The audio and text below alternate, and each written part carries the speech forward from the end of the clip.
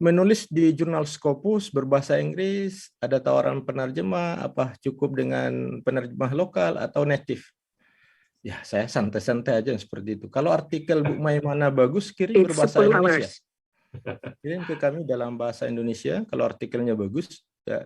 Sebetulnya Pak Saifuddin, di jurnal saya itu saya sebut bahwa untuk orang yang dari peneliti dari Indonesia yang tidak memiliki latar belakang pendidikan di Barat, maka wajib menulis bahasa Indonesia. Nah, rupanya oleh nasihat dari para pengelola jurnal Scopus, karena kami tergabung dalam grup editor jurnal Scopus di Indonesia sebanyak 101 orang, itu dinasihati, Pak Mursyid sebaiknya itu dihapus aja deh, buat yang normal saja.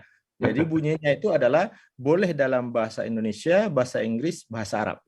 Jadi kami tidak ada masalah kalau artikel itu masuk bahasa Indonesia, karena bagi saya malah pengen sekali jurnal itu sebagiannya berbahasa Indonesia, Anda diizinkan oleh Scopus. Tapi karena tidak diizinkan, maka kami menerima artikelnya itu berbahasa Indonesia. Percaya diri.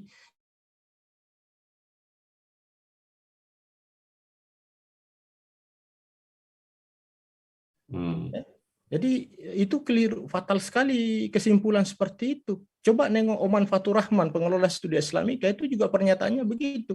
Dia mengirim artikel ke jurnal internasional itu berbahasa Indonesia. Tapi orang melihat isinya. Sekarang beliau sudah profesor. Saya sekarang ini kalau ngomong tentang Scopus itu didengar. Kalau sebelumnya nggak ada yang dengar. Kenapa? Nggak punya Scopus. Nggak punya Scopus. Jadi kami ada kebijakan, Bu Maimana, kami menerima artikel dalam bahasa Indonesia. Tetapi setelah direview, maka itu akan kami terjemahkan. Kami sudah kerjasama dengan lembaga penerjemah yang kredibel, karena rata-rata alumni Australia, alumni Inggris, dan alumni Amerika. Jadi kami mohon jangan percaya tulisan diterjemahkan kepada kawan. Ini ada kasusnya, ada kasus artikel diterjemahkan sama kawan. Saya bilang ini Google Translate, ini kami musuh besar Scopus dengan Google Translate. Akhirnya saya minta konfirmasi balik. Rupanya kawan itu memang alumni Barat, tapi buru-buru dia akhirnya diterjemahkan Google Translate, kemudian dilakukan Grammarly, cek Grammarly, ya nggak nampak ruhnya. Jadi kelemahan kita menerjemahkan Google Translate itu mesin. Kita memaksudkan tadi itu berbanding lurus, ditulisnya berbanding, maksudnya berbanding terbalik, tetapi yang diterjemahkan itu berbanding lurus, begitu pula sebaliknya. Ya, jadi penggunaan Google Translate sekarang itu semakin mendekati, tetapi ruhnya tidak ada. Oleh karena itu kami buat kebijakan, penulis Indonesia silahkan menulis di jurnal kami dalam bahasa Indonesia. Setelah direview maka itu akan diterjemahkan dan ada tim ininya. Saya pikir tidak mahal sekali. Sampai hari ini kami kerjasama di angka 80.000 per lembar ininya. Jadi daripada menerjemahkan ke yang lain, ya submit bahasa Indonesia saja, Bu Maimana, kalau mau tertarik menulis di jurnal Samara. Nanti kalau artikelnya bagus, direview, maka itu akan diterjemahkan oleh tim kami, tentu dengan biayanya transparan. Itu sampai hari ini masih disetujui 80.000 per halaman, tinggal dikalikan saja ininya. Kemudian berapa maksimal penulis? Ya, sekarang ini kebijakan Scopus itu minimal penulis itu 2. Tidak ada angka maksimal. Tidak ada angka maksimal, tetapi ada rasio. Kalau dia terkait dengan riset kedokteran, ya, riset saintis, maka 100 pun itu sekarang sudah lazim. Karena itu dilakukan oleh banyak orang.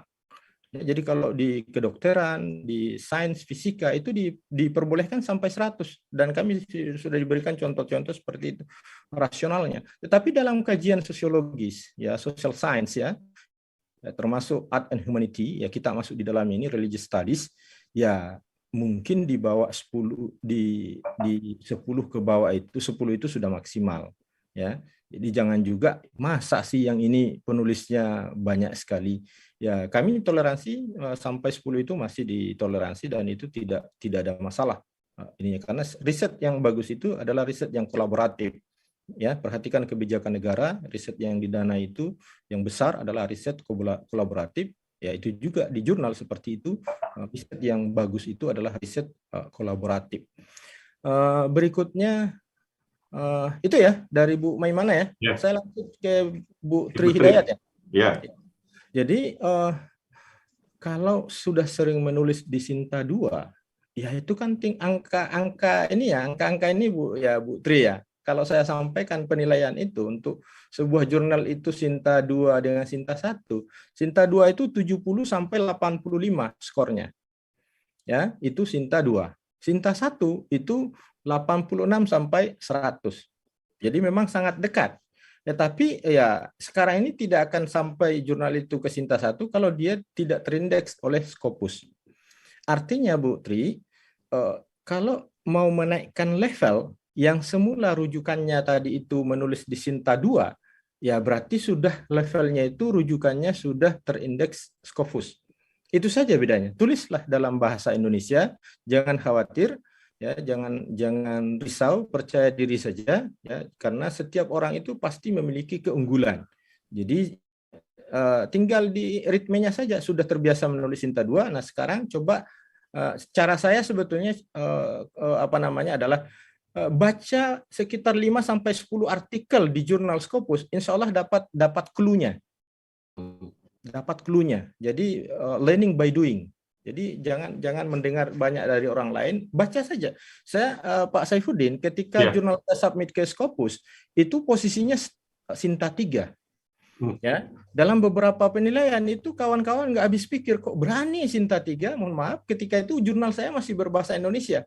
100% masih berbahasa Indonesia, kok berani ke bahasa Inggris. Nah, suatu ketika saya ikut pelatihan workshop jurnal internasional Scopus yang dilakukan Dikti, ketemu langsung lewat online oleh senior konsultan Scopus, Van Zevelen. Saya langsung tanya, how do you see my journal? Is it possible to index by Scopus? Langsung dia tengok, ya, it's possible. Ya, itu yang dia sampaikan. Nah, itu clue-nya. Ya, nah, kemudian ada clue-nya diberikan bahwa jurnal Scopus itu minimal judul abstrak keyword berbahasa Inggris. Saya kemudian menyiapkan itu satu isu, saya siapkan, pokoknya cukup judul abstrak keyword. Saya kirim karena saya orangnya ya tidak nothing tulus aja, nggak ada beban kan, tidak ada yang marah kalau kita submit Scopus ditolak, paling ditertawain. Alhamdulillah tembus Scopus dan tidak ada catatan perbaikan dan diproses hanya 5 bulan. Jadi percaya diri Bu Tri, nulis saja. Nah di Skop Samara itu kalau di Fakultas Syariah dan Hukum dapat semua, itu aja kuncinya. Jadi kalau di Fakultas Syariah dan Hukum itu semua dapat. Ya, hukum pun hukum umum silahkan, tetapi tentu ada perlu ditambahkan analisis hukum Islamnya, kan tidak jauh berbeda antara hukum umum dengan hukum Islam, ya. Jadi terkait dengan ekonomi syariah, iya, hukum ekonomi syariah. Saya ulangi sekali lagi, bukan FEBI ya, bukan FEBI, tetapi jurnal Samara itu adalah jurnal di Fakultas Syariah dan Hukum UIN Araniri, sehingga itu jembatan kita bersama. Akademisi di Fakultas Syariah dan Hukum di seluruh Indonesia silahkan submit artikelnya di Samara, mudah-mudahan di review dan bisa terbit di sana.